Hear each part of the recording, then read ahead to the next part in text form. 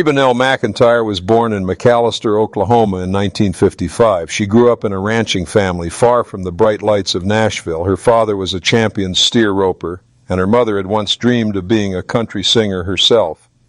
Reba and her siblings spent their childhood working hard on the family ranch, riding horses and helping with cattle. But music was always in her heart. At just a young age, Reba began singing at local events with her siblings, and they formed a small family band called the Singing McEntires. What started as a fun pastime soon became something bigger. Reba's voice stood out, powerful, emotional, and full of character. She didn't know it yet, but this small-town girl was about to become one of the most successful country singers in history. In 1974, fate stepped in. Reba sang the national anthem at the National Finals Rodeo in Oklahoma City. Her performance caught the attention of country artist Red Steagall, who recognized her raw talent. Impressed, he helped her get a recording contract in Nashville. For Reba, this was the beginning of everything. She recorded her first single, I Don't Want to Be a One-Night Stand, in 1976. It didn't top the charts, but it was a start. Reba moved to Nashville, determined to make her dream come true. She faced challenges. Her early records didn't get much attention, and the industry was tough for a young woman trying to find her place. But Reba's determination never wavered. She believed in herself, and slowly the country music world began to notice. The late 1970s and early 1980s marked Reba's slow climb to fame. She signed with Mercury Records and worked tirelessly in the studio, releasing song after song.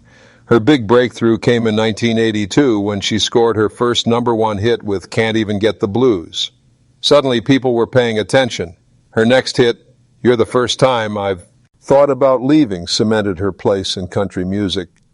But what made Reba stand out wasn't just her voice, it was her authenticity. She sang about real emotions, heartache, love, and resilience. Fans connected with her honesty. With her cowgirl roots and Oklahoma charm, Reba represented both tradition and progress in country music.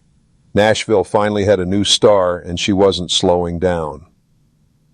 By the mid-1980s, Reba had truly arrived. She signed with MCA Records and gained more creative control over her music. This freedom allowed her to shape her unique sound. Hits like Whoever's in New England and Little Rock made her one of the most powerful voices in the genre. In 1984, she won her first CMA Female Vocalist of the Year award, a title she would win multiple times in her career. She also became known for her glamorous stage presence, sparkling outfits, fiery red hair, and unmatched confidence. Reba wasn't just a singer anymore. She was a symbol of strength for women in country music. Critics began calling her the Queen of Country, a crown she would wear with pride for decades to come. Reba's life wasn't always filled with success. In 1991, tragedy struck. A plane carrying several of her band members and tour managers crashed, killing everyone on board. The loss devastated Reba. She dedicated her next album, For My Broken Heart, to them. The record was a huge success, debuting at #1 on the Billboard Country chart. Songs like Is There Life Out There carried messages of hope and survival, reflecting her own grief and resilience. Fans admired her strength, and instead of stepping away from music, Reba poured her emotions into her art. This moment defined her not only as a performer, but also as a woman of courage who could turn pain into inspiration. Reba wasn't content with just conquering music. In the early 1990s, she stepped into acting. She starred in movies like Tremors and made guest appearances on television shows. But her biggest acting success came in 2001 when she launched her own sitcom, Reba. The show was a hit, running for 6 seasons. Fans loved her natural humor and charm, proving that Reba wasn't just a singer, she was a true entertainer. This crossover success gave her a whole new audience outside country music.